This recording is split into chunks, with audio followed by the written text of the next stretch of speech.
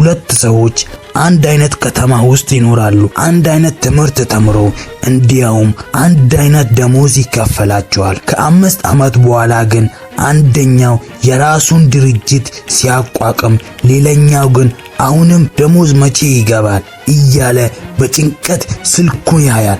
ልዩነቱ የተፈጠረው ጉቦ ወይም እድል አይደለም። ልዩነቱ 7000 ብር ሲቀበል ጭንቅላታቸው ውስጥ በሰከንድ ውስጥ የሚመላለሰው ሐሳብ ነው። ያ ሐሳብ ምንድነው?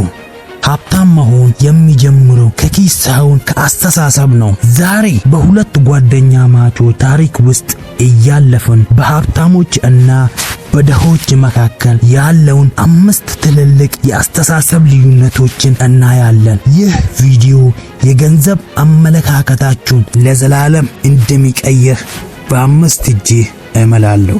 እንግዲያውስ ቻናሌ ሰብስክራይብ እና ቪዲዮን ለምትወዱት ሰው ሼር በማድረግ ተባበሩ። ቪዲዮም ከተመቻችሁ ላይክ ማድረጋችሁን እንዳትረሱ። ካሳሁን እና በቀለ የልጅነት ጓደኛ ማቾች ናቸው። ሁለቱም በአንድ ትልቅ ፋብሪካ ውስጥ በ7000 ብር ተቀጠሩ። በቀለ የደሃ አስተሳሰብ ያለው ሰው ነው። ካሳሁን ግን የሀብታም አስተሳሰብ ያለው ሰው ነው። በቀለ ደሞዝ ሲቀበል ቅድሚያ የሚያስበው ምን አይነት አዲስ ልብስ እንደሚገዛ፣ የትኛው ቤት ሄዶ እንደሚዝናና እና የሰዎችን አይን እንዴት እንደሚስብ ነው። ካሳሁን ግን ደሞዙ ሲቀበል ቀድሞ የሚያስበው ከዚህ ገንዘብ ላይ ምን ያህሉን ለወደፊት ለኢንቨስትመንት ላስቀምጥ ብሎ ነው። ከ5 ዓመት በኋላ የሆነውን አብረን እንይ። 5ቱ ቁልፍ ልዩነቶች። አንደኛ፣ ፍላጎትን ማዘግየት ወይም አሁኑኑ ላገኘው ማለት ወይም በአጠራሩ ዲሌይድ ግራቲፊኬሽን ይባላል። በቀለ አዲስ ስልክ ሲወጣ በብድር ቢሆንም ይገዛል። ካሳሁን ግን የቆየ ስልኩን እየተጠቀመ ገንዘቡን ዕቃ ገዝቶ በትርፍ መሸጥ ጀመረ። የደሃ አስተሳሰብ ያለው ሰው ለጊዜያዊ ደስታ ይገዛል። የሀብታም አስተሳሰብ ያለው ሰው ግን ዛሬን ታግሶ የነገን ትልቅ ሀብት ያስባል። በሁለተኛ ደረጃ የምናየው ደግሞ ንብረት ወይም ዕዳ ይባላል። እስቲ ይህንን በታሪክ ላብራራላችሁ። በቀለ ደሞዝ ሲጨምር መኪና በብድር ይገዛል። መኪናው ለነዳጅና ለጥገና ገንዘቡን ይበላበታል። ካሳሁን ግን ደሞዙ ሲጨምር ትንሽ መሬት ገዛ። ይህም ሀብታም አእምሮ ያለው ሰው ገንዘብ የሚያስገባለትን ነገር ንብረት ይገዛል። ድሃ አእምሮ ያለው ሰው ግን ገንዘብ የሚያስወጣውን ነገር ወይንም ዕዳ እንደ ሀብት ቆጥሮ ይገዛል። በሶስተኛ ደረጃ የምናየው ደግሞ ስለ ገንዘብ ማውራት ወይስ ስለ ሐሳብ ማውራት። በቀለ ከጓደኞቹ ጋር ሲገናኝ ስለ ዕቃ ዋጋ መውደድ እና ስለ ኑሮ ውድነት ብቻ ያወራል።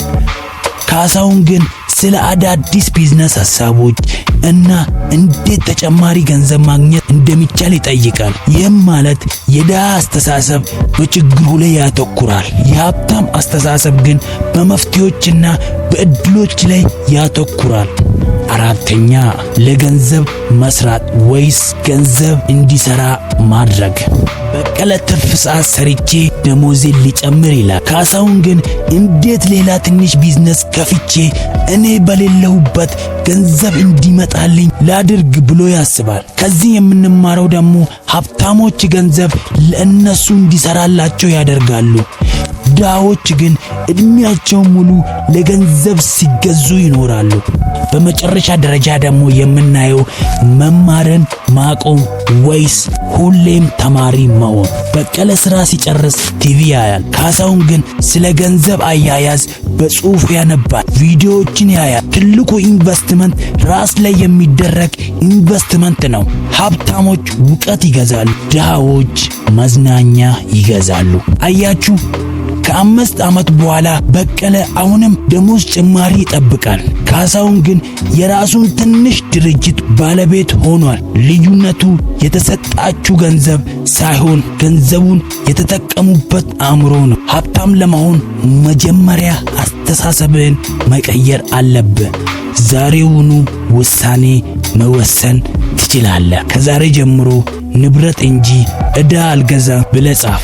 ይህ የመጀመሪያ የቃል ኪዳን እርምጃችሁ ነው። እንደ ካሳሁን ዕውቀታችሁን ማሳደግ ከፈለጋችሁ ይህን ቻናል ሰብስክራይብ አድርጉ። ይህ ቪዲዮ ሕይወቱን እንዲቀይር የምትፈልገው አንድ ጓደኛ ካለ አሁኑኑ ላክለት። ያስታውሱ፣ ሀብታም መሆን ምርጫ ነው፣ ምርጫው ደግሞ በእርሱ እጅ ነው። በሚቀጥለው ቪዲዮ እስክንገናኝ ቸር ሰንብቱ።